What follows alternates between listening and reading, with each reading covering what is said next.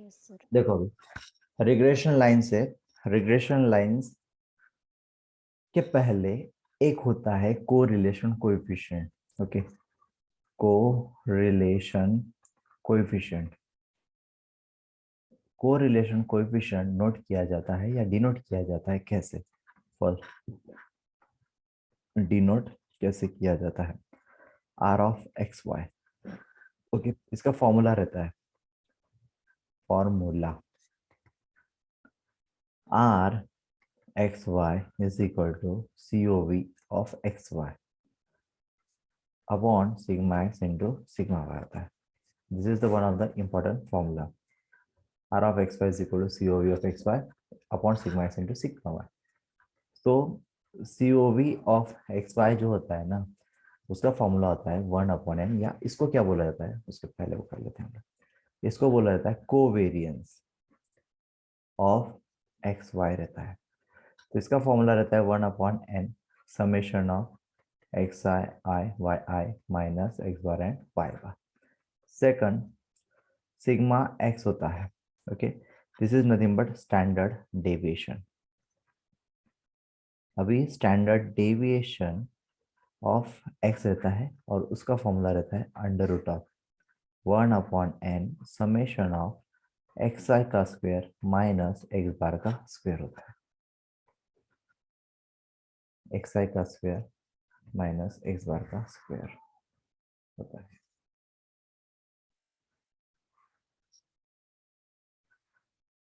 Okay, this much.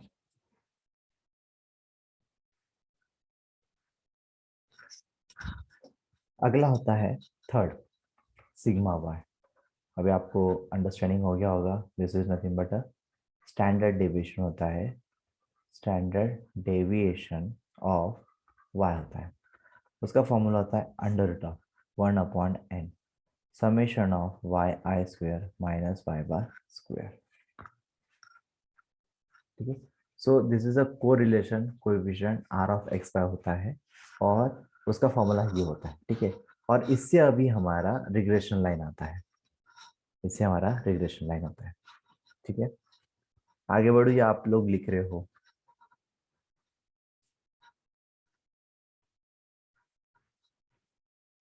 लिखा है sir.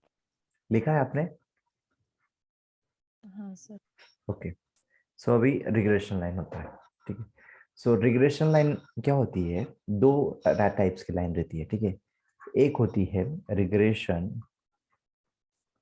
Line, okay, of y on x होता है। Regression line of y on x होता है। ओके, इसका फॉर्मूला क्या होता है? y minus Y bar is equal to BY(x) into X minus X bar. लेकिन ये जो BY(x) है, इसका फॉर्मूला क्या होता है? r into sigma Y upon sigma x into X minus X bar. तो रिग्रेशन लाइन पढ़ने से पहले ना हमको ये पता होना चाहिए था, सिग्मा एक्स, इसलिए मैंने आपको पिछला वाला बताया कि किसको क्या बोला जाता है। ओके, ये होता है। और दूसरी लाइन होती है regression line of X on Y.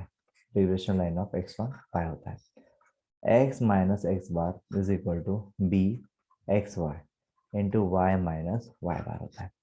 So BXY क्या होता है? R sigma X by sigma Y into Y minus Y bar, and this is the second regression line.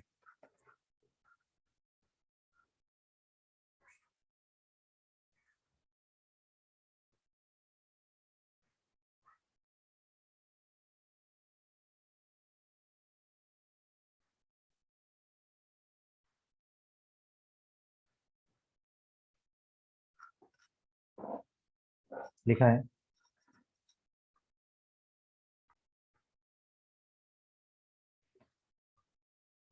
Note है फर्स्ट, एक हमेशा ध्यान में रखना कि BY(x) into BXY is equal to क्या रहता है। ओके, सो BY(x) है ना, तो इसको हमने यहाँ लिखा था। देखो BY(x) मतलब ये फॉर्मूला रहता है, ये कौन सा? R sigma Y upon sigma x into X minus X bar वाला। ओके, सो ये इसका वैल्यू लिख रहा हूँ मैं, r into sigma Y upon sigma x into b x y क्या रहता है, r into sigma x upon sigma y रहता है। ओके ना। अभी कैंसल क्या होता है, देखो अभी सिग्मा एक्स जाएगा, सिग्मा एक्स जाएगा, सिग्मा वाई जाएगा, सिग्मा वाई जाएगा, आर इंटू आर कितना होता है, r square.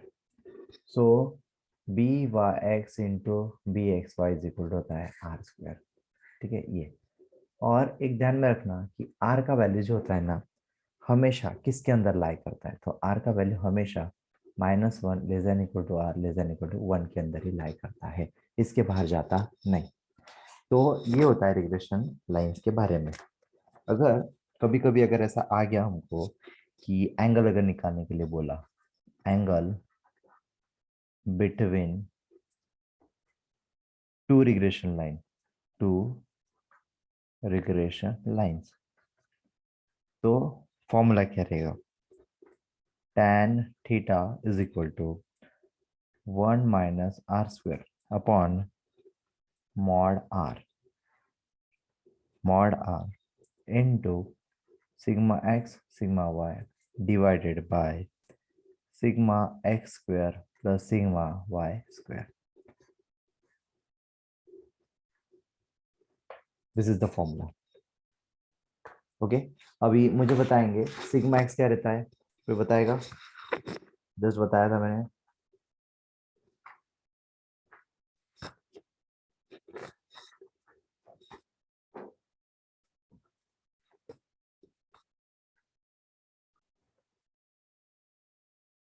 If r is equal to 0 and tan theta is equal to infinity, so that theta is equal to हो जाएगा π/2,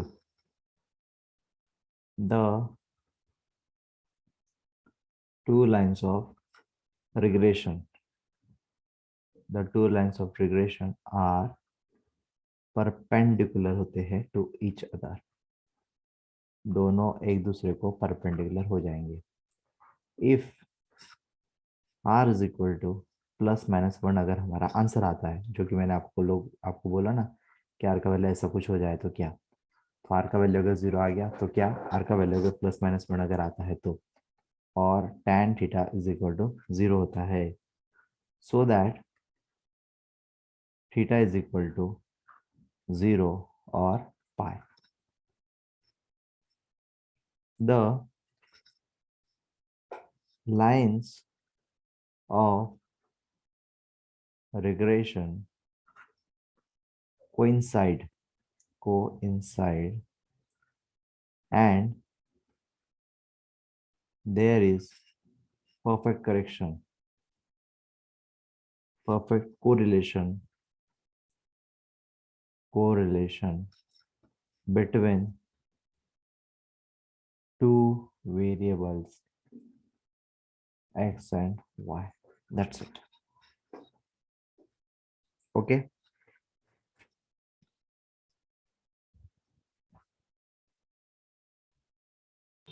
Yes, sir. सो यही है कि अगर आपका value r is equal to 0 आ गया, ठीक है, tan थीटा ऑब्वियस है वो इन्फिनिटी बनना ही बनना है, और थीटा इज इक्वल टू करेंगे तो tan इनवर्स ऑफ इन्फिनिटी हो जाएगा ये वाला। हाँ, theta is equal to tan inverse of infinity. अभी tan इनवर्स ऑफ इन्फिनिटी कितने पर आता है, π/2 पर आता है, तो थीटा इक्वल टू π/2 मतलब क्या, दोनों लाइन परपेंडिकुलर 90 डिग्री बनाता है ये। सो इसका मतलब है कि दोनों लाइन परपेंडिकुलर रहेंगे एक दूसरे को, किधर ना किधर क्रॉस मारेंगे। अगर r का वैल्यू +-1 आता है तो tan थीटा इक्वल टू 0 है, so that theta equal to 0 या पाई हो सकता है। द लाइन्स ऑफ रिग्रेशन जो है वो कोइंसाइड करेंगे and there is a perfect correlation between two variables x and y, किधर ना किधर वो कोइंसाइड करेंगे बट 90 डिग्री नहीं बनाएंगे, ठीक है। कैसे तो भी एंगल बना के वो लोग कोइंसाइड करेंगे बट एंगल 90 डिग्री से कम रहेगा, ठीक है। एमसीक्यूज है, देखो भी, if r is equal to 0 then the two lines of regression are perpendicular, b are parallel, C coincide, D do not exist. Do not exist. बोलो क्या रहेगा?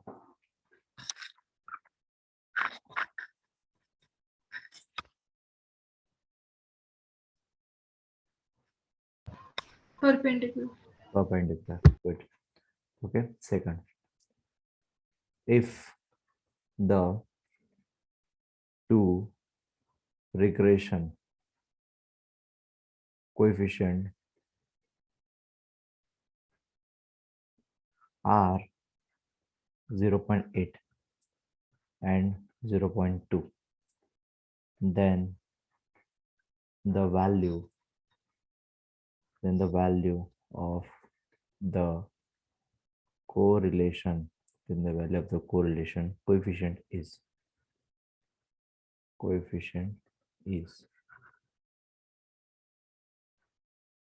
A 0.4, B 0.6, C 0.8 and D 0.7.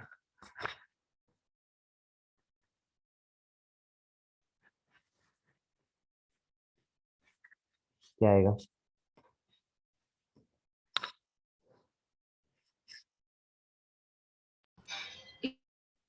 कितना है? ए कैसे किया? सर उनका multiplication 0.16 तो उनका square root. Okay, so solution actually ये गिवन क्या है? टू रिग्रेशन कोएफिशिएंट आर, इसका मतलब क्या है? आपको ये एक तो बी एक्स वाई दिया होगा 0.8 और बी वाई एक्स दिया होगा 0.2. तो उन्होंने कोरिलेशन कोएफिशिएंट पूछा है, तो हमने स्टार्टिंग में बताया या फॉर्मूला बताया कि आर स्क्वायर इक्वल टू क्या रहता है? B x y into b y x होता है. बी स्पेसिफिक, सो 0.8 इंटू 0.2 हो जाएगा. So r square equal to कितना आता है? 0.16 होता है ना, तो r is equal to plus minus 0.4 होगा. सही है. तो एक आप ध्यान में रखना, यहाँ पर दो आंसर एक्चुअली है. आर इज इक्वल टू ए के प्लस 0.4 और r is equal to minus 0.4. तो इनमें से दोनों में से कौन सा सिलेक्ट करना है, ये भी बड़ी बात है. हाँ, तो आप ध्यान में रखो. If b x y and b y x are positive, okay, मतलब पॉजिटिव आंसर है, then only r is equal to plus 0.4 होगा. ठीक है. लेकिन अगर मान लो निगेटिव आता, बी एक्स वाई और बी वाई एक्स अगर निगेटिव आ रहा है, राइट, तो आर का वैल्यू आप क्या लोगे? निगेटिव लोगे. ओके. अभी आप बोलोगे सर अगर मान लो एक पॉजिटिव है और एक निगेटिव है, तो ऐसा कभी होगा नहीं. अगर हो रहा है तो गलत एग्जाम्पल है डायरेक्ट. ठीक है, ऐसा कभी होता नहीं.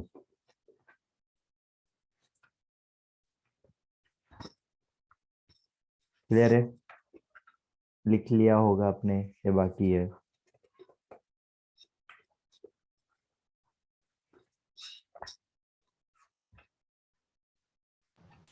एक मिनट सर.